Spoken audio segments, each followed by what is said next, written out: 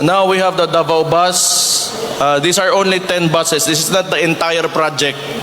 So it's supposed to be funded by the national government. But we cannot wait for that to happen since I think the national administration has other priorities as of now.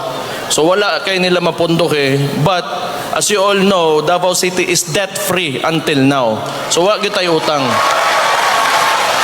Maunang kaya na to mo gasto, mo palit ta og mga ingon aning sakyanan para sa inyo ha, ato aman eh.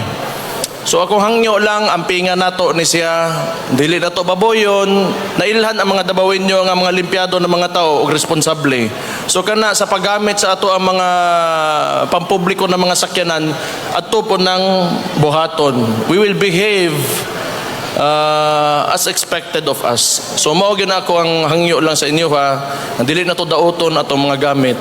So ang tibuok project is moabot na sa og 70 billion. So medyo dako na siya. And unfortunately, medyo mula kayo dili aligned ang dili man pod aligned pero the national government is not supporting us sa ing-aning nato nga kagustuhan.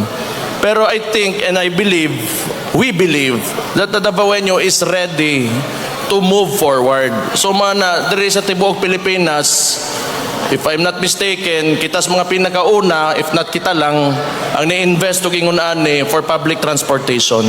So congratulations to you mga Davaoenyo.